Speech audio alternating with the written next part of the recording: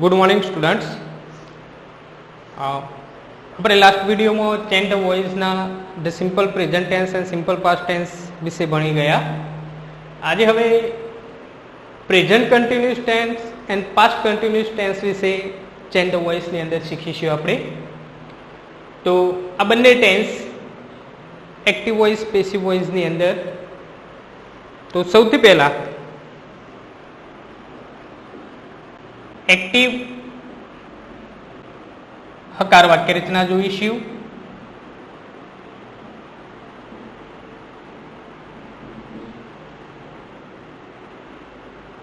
चालू वर्तमानकाल होय अथवा तो चालू भूतकाल होय तो एक्टिव वाक्य होय त्यारे सौथी प्रथम कर्ता प्लस टू बी प्लस क्रियापद ने आईएनजी प्लस कर्म प्लस अन्य शब्द आ रीतनी एक्टिव वाक्य रचना थशे। तो आ बंने टेन्सना एक एक एक्जाम्पल आपणे जोईए। Example number 1 active she is calling you at this time.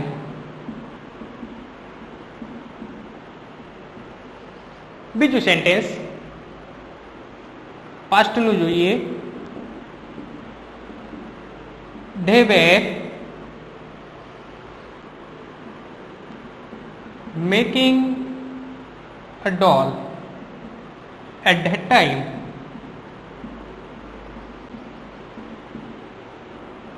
आ बंने सेंटेन्स अपने पेसिव वॉइस में फेरवते शीखीशुं। तो सौथी पहला पेसिव हकार वाक्य रचना।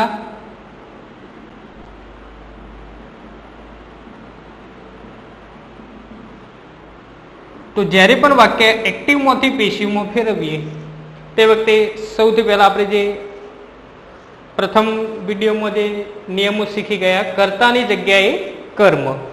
तो सौथी पहला आवशे कर्म। रूल्स नंबर 2 प्रमाणे कर्म पछी जे ते टेन्स प्रमाणे टू बी નું રૂપ તે પછી અહીંયા એક ચેન્જ થશે। અહીંયા ક્રિયાપદને આઈએનજી હોવાથી આઈએનજી ની જગ્યાએ ટુ બી ના રૂપ પછી being ફરજિયાત મૂકવું પડશે અને being પછી આવશે ક્રિયાપદનું પાસ્ટ પાર્ટિસિપલ। પાસ્ટ પાર્ટિસિપલ પછી કર્મના સ્થાને કર્તા બાય મૂકીને બાય કર્તા प्लस अन्य शब्द। उपरना बंने सेंटेन्स आपणे पेसिव वॉइस में फेरवीशुं। She is calling you at this time. आ सेंटेन्स ने ज्यारे पेसिव वॉइस में फेरवीए तो सौथी पहला आपणे ए खबर होवी जोईए के वाक्यनी अंदर कर्म कयुं। तो वाक्यनी अंदर जे क्रियापद आपेलुं होय ए क्रियापद पछी कर्म होय। तो अहींया क्रियापदने आईएनजी लागेलुं हशे।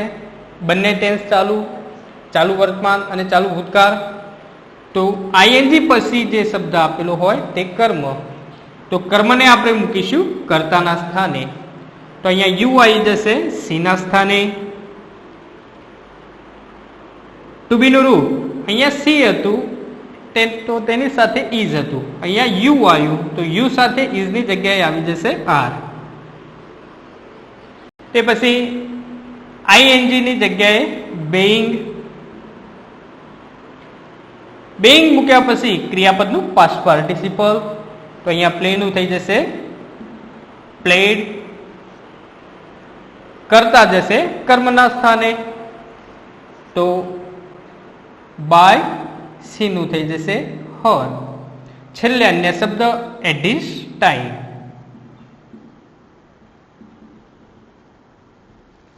બીજું sentence they were making a doll at that time। तो आ वाक्य ની અંદર मेकिंग एक क्रियापद। तो क्रियापद પછી હંમેશા કર્મ હોય સેન્ટેન્સ ની અંદર। તો a doll જે તેની જગ્યાએ આવી જશે। તો સૌથી પહેલા આપણે મૂકીશું a doll। a doll એક વચન હોવાથી અહીંયા were ની જગ્યાએ આવશે was।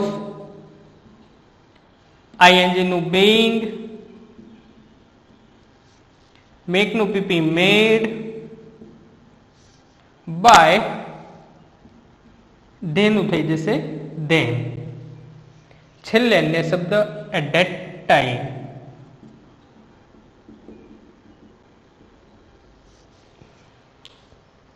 તો આ બંને થઈ હકાર વાક્ય રચના, બંને ટેન્સની સમાન.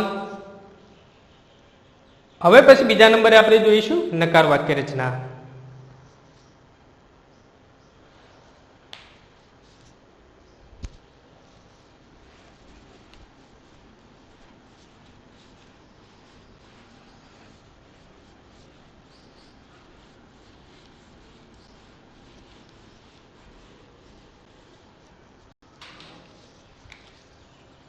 એક્ટિવ નકાર વાક્ય રચના.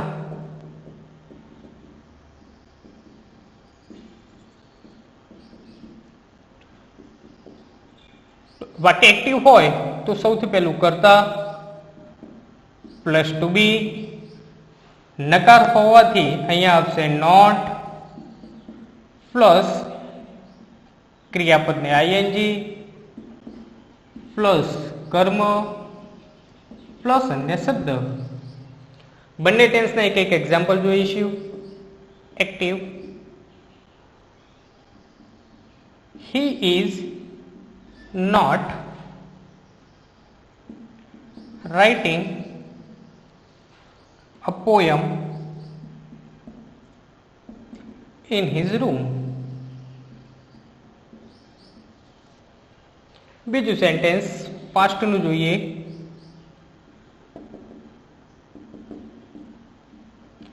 I was not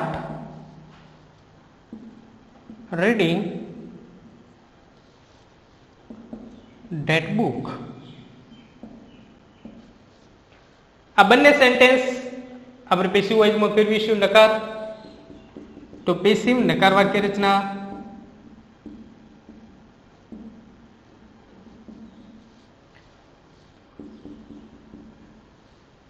તો વાક્યને જ્યારે એક્ટિવમાંથી પેસિવમાં ફેરવીએ તો સૌથી પહેલા કર્તાના સ્થાને આવી જશે કર્મ.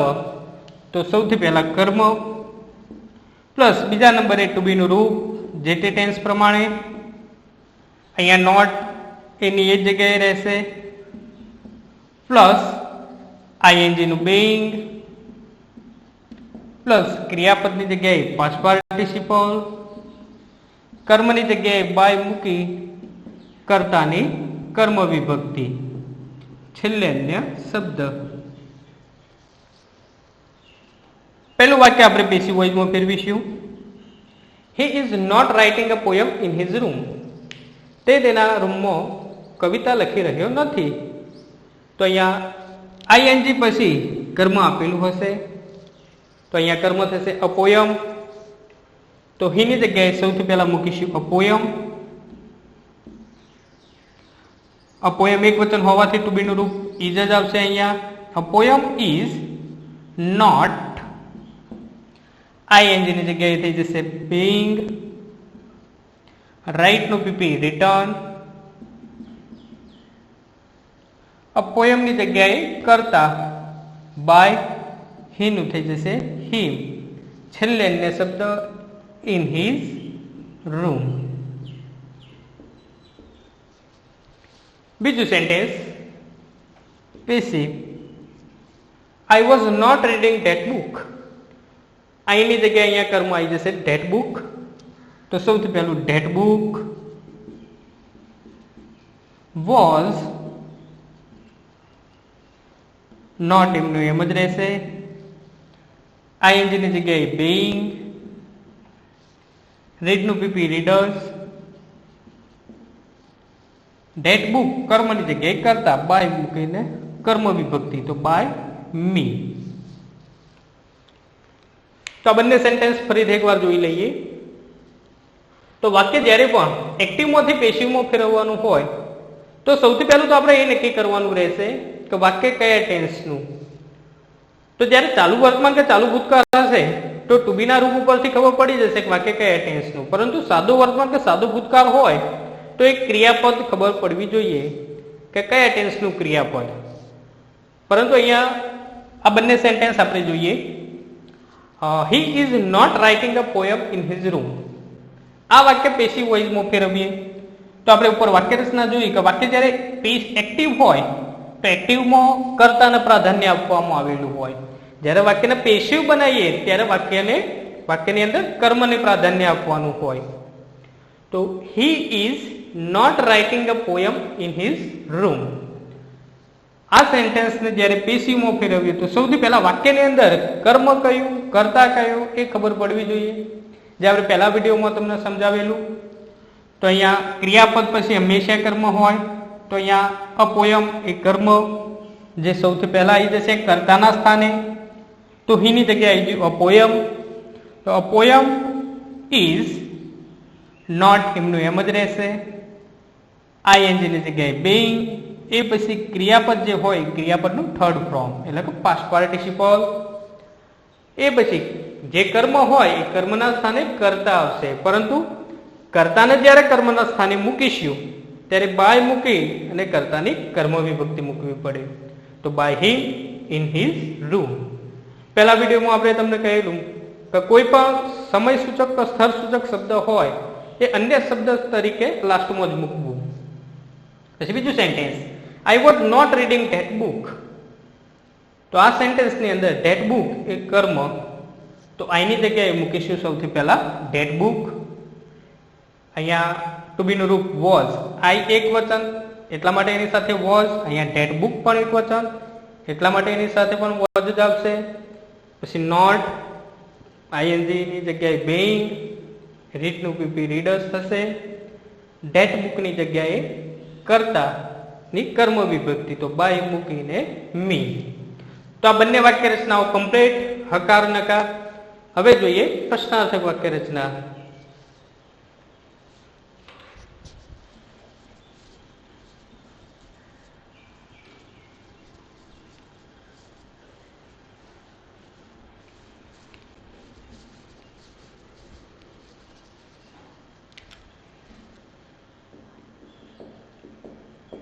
એક્ટિવ પ્રશ્નાર્થક વાક્ય રચના.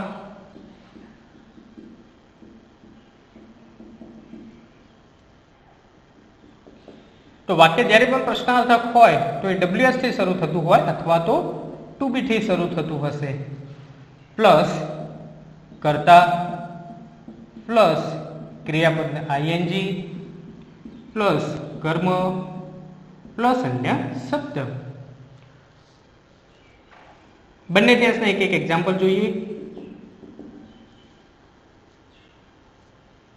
આર યુ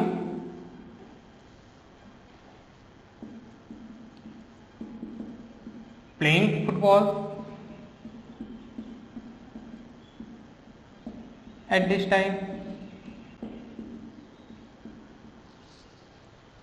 બીજું સેન્ટેન્સ,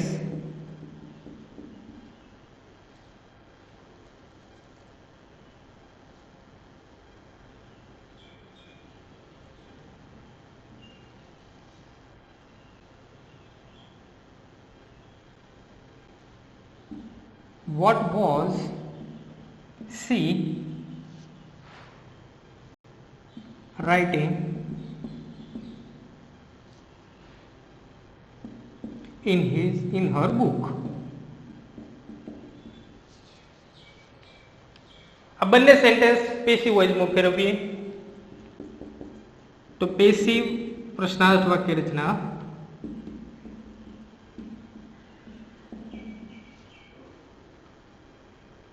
સૌથી પહેલા WH હોય વાક્યની અંદર તો એમનું એમ જ રહેશે. બીજા નંબરે ટુ બીનું રૂપ. ત્રીજા નંબરે કર્તાના સ્થાને આવી જશે કર્મ. આઈએનજીની જગ્યાએ being, ક્રિયાપદનું પાસ્ટ પાર્ટિસિપલ, કર્મના સ્થાને બાય મૂકીને કર્તા, છેલ્લે અન્ય શબ્દ અને પ્રશ્નાર્થક ચિહ્ન. પહેલું વાક્ય passive, are you playing football at this time. આ વાક્યની અંદર ક્રિયાપદ પ્લેઇંગ એના પછી ફૂટબોલ એ કર્મ થશે. કરતા યુ, તો યુની જગ્યાએ ફૂટબોલ મૂકીશું તો અહીંયા યુ બહુવચન હતું એટલા માટે આર હતું, પણ અહીંયા ફૂટબોલ એક વચન થઈ જશે તો આરની જગ્યાએ અહીંયા આવશે ઇઝ. તો ઇઝ ફૂટબોલ આઈએનજી નું થઈ જશે being, play નું થઈ જશે played by you at this time.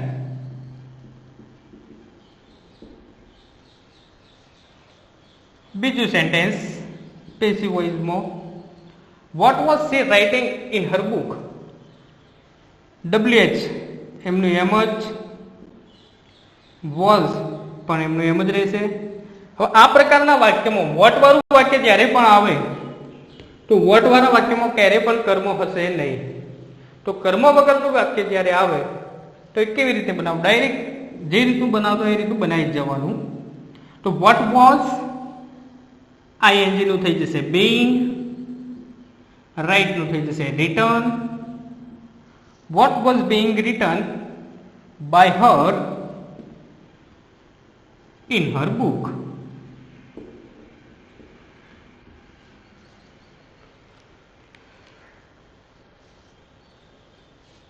આ બંને સેન્ટેન્સ પ્રશ્નાર્થક એક્ટિવમાંથી પેશિવમાં આપણે ફેરવ્યા. હવે છેલ્લે હુ વાળું વાક્ય જોઈ લઈએ. જો વાક્ય હુ વાળું હોય, ધારો કે આ રીતનું વાક્ય આપેલું હોય, હુ ઇઝ પ્લેઇંગ ઇટ. આ વાક્યને જ્યારે પેસિવ વોઇસમાં ફેરવીએ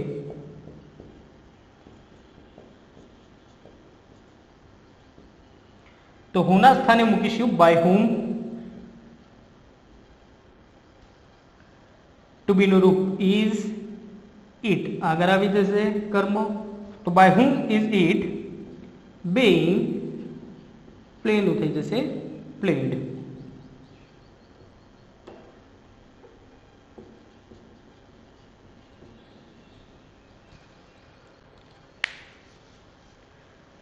કેન ધ વોઇસ ની અંદર present continuous tense and past continuous tense complete. હવે પછી present perfect tense and past perfect tense વિશે આપણે ભણીશું.